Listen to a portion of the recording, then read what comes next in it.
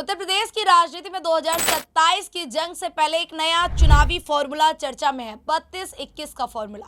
दावा है कि समाजवादी पार्टी अपने करीब 32% वोट शेयर को बरकरार रखते हुए कांग्रेस के साथ मिलकर प्रदेश की लगभग 21% दलित आबादी को साधने की रणनीति बना रही है।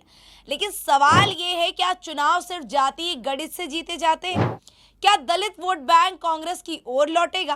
क्या समाजवादी पार्टी अपनी पारंपरिक छवि से बाहर निकल पाएगी? और क्या बीजेपी की लाभार्थी राजनीति इस पूरे समीकरण पर भारी पड़ेगी? इन्हीं तमाम प्रकार के सवालों के जवाब आपको मिलेंगे इस पूरी रिपोर्ट में। नमस्कार दोस्तों, आप देख रहे हैं स्वराज पावर और आपके साथ मैं काजल अवस्थी। साल 2027 के विधानसभा चुनाव से पहले उत्तर प्रदेश में सियासी हलचल तेज हो चुकी है। इसी बीच राजनीतिक गलियारों में एक नया चुनावी गणित चर्चा का विषय बना हुआ है। वो है 21 और 32 का फॉर्मूला। 32 यानी समाजवादी पार्टी का मौजूदा वोट शेयर और 21 यानी कि उत्तर प्रदेश की लगभग 21% दलित आबादी। ऐसा माना जा रहा है कि समाजवादी पार्टी और कांग्रेस इसी सामाजिक समीकरण के जरिए बीजेपी को चुनौती देने की रणनीति पर काम कर रहे हैं।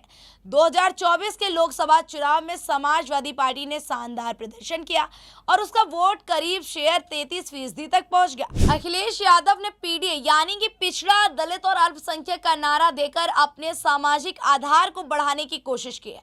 लेकिन राजनीतिक जानकारों का मानना है कि पार्टी की सबसे मजबूत पकड़ अब भी यादव व मुस्लिम वोटरों पर ही बनी हुई है। दूसरी ओर अगर बात करें कांग्रेस की, तो कांग्रेस ने भी पूरी कोशिश दलित वोट बैंक में अपनी पुरानी जमीन हासिल करने के लिए कर ली है। राहुल गांधी पिछले कुछ वर्षों से लगातार संविधान, आरक्षण, जातीय जनगणना, सामाजिक न्याय जैसे मुद्दों को प्रमुखता से उठा रहे हैं, आवाज बुलंद कर रहे हैं। दलित बस्तियों में उनका जाना, बाबा साहब डॉक्टर भीमराव अंबेडकर के विचारों को केंद्र में रखना, सामाजिक न्याय की राजनीति को मजबूत करना इसी रणनीति का हिस्सा माना जा रहा है। कांग्रेस का मानना है कि बहुजन समाज पार्टी के कमजोर पड़ने से बने राजनीतिक खालीपन का फायदा उसे मिल सकता है। लेकिन अब सबसे बड़ा सवाल ये उठ रहा है, क्या दलित वोट सीधे कांग्रेस या समाजवादी पार्टी की ओर जाएगा? राजनीतिक जानकारों का कहना है कि यह रास्ता इतना भी आसान नहीं है। कई इलाकों में दलित और यादव समुदाय के बीच सामाजिक वर्चस्व की प्रतिस्पर्धा रही है। वहीं कुछ क्षेत्रों में दलित और मुस्लिम समुदाय के बीच भी स्थानीय स्तर पर तनाव देखने को मिलता रहा है। ऐसे में समाजवादी पार्टी को लेकर दलित समाज के एक हिस्से में अब भी पूरी सहजता नहीं मानी जाती।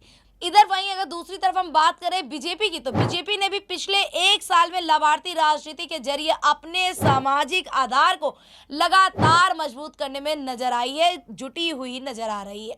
विपक्ष की सबसे बड़ी चुनौती बीजेपी की वही रणनीति है जिस पर पार्टी पिछले एक साल से लगातार काम कर रही है। अगर हम बात करें साल 2014 के बाद बीजेपी ने दलित समाज को सिर्फ राजनीतिक नारों तक नहीं रखा, बल्कि सरकारी योजनाओं के जरिए उसको जोड़ने की भी कोशिश की। प्रधानमंत्री आवास योजना के तहत पक्के घर दिए, स्वच्छ भारत मिशन के तहत शौचालय दिया, उज्ज्वला योजना के तहत मुफ्त गैस कनेक्शन दिए, आयुष्मान भारत के जरिए मुफ्त इलाज दिया और प्रधानमंत्री गरीब कल्याण अन्न योजना के तहत मुफ्त राशन जैसी योजनाओं का लाभ बड़ी संख्या में आर्थिक रूप से कमजोर परिवारों तक पहुंचा है, जिनमें दलित समुदाय भी शामिल रहा है। यही नहीं, भारतीय जनता पार्टी ने बाबा साहेब भीमराव अंबेडकर, संत रविदास और अन्य दलित महापुरुषों को केंद्र में रखकर सामाजिक और भावनात्मक जुड़ाव बढ़ाने की भी कोशिश की है। ज्ञानी मुकाबला अब केवल जातीय समीकरण का नहीं है, बल्कि विकास, कल्याणकारी योजनाओं, नेतृत्व और भरोसे की राजनीति का भी दिख रहा है। एक तरफ है बहुजन समाजवादी पार्टी, दूसरी तरफ है समाजवादी पार्टी, तीसरी तरफ है कांग्रेस और भारतीय जनता पार्टी। उधर बहुजन समाज पार्टी भले पहले जैसी अब मजबूत ना दिख रही हो, लेकिन उसका पूरा वोट बैंक किसी एक दल के खाते में चला जाएगा, ऐसा मानना भी जल्दबाजी होगा। दलित समाज के भीतर कई उपजातियां हैं और अलग अलग क्षेत्रों में उनका राजनीतिक व्यवहार भी अलग अलग है। यही वजह है कि 32-21 का फॉर्मूला कागज पर जितना मजबूत दिखाई देता है, जमीन पर उसकी राह उतनी ही कठिन मानी जा रही है। अब सबकी नजरें इस बात पर टिकी हुई है, क्या कांग्रेस दलित वोटरों का भरोसा दोबारा जीत पाएगी? क्या समाजवादी पार्टी अपनी पारंपरिक छवि के आगे निकलकर नए सामाजिक समीकरण बना पाएगी? और क्या बीजेपी अपनी मजबूत संगठनात्मक और लाभार्थी राजनीति के दम पर अपनी बढ़त बरकरार रख पाएगी? इन्हीं सभी सवालों के जवाब 2027 के चुनावी रण में मिलेंगे। तो साफ है कि 2027 की लड़ाई सिर्फ सीटों की नहीं, बल्कि सामाजिक समीकरण, भरोसे और वोट बैंक की भी होगी। 32-21 का फॉर्मूला कितना सफल होगा? क्या विपक्ष इस गणित को जमीन पर उतार पाएगा या फिर बीजेपी अपनी रणनीति से इसे बेअसर कर देगी? इसका फैसला जनता करेगी। फिलहाल उत्तर प्रदेश की राजनीति में इस नए फॉर्मूले की चर्चा जरूर तेज हो गई है। जुड़े रहिए, देखते रहिए राजनीति से जुड़ी खबरें स्वराज पावर पर।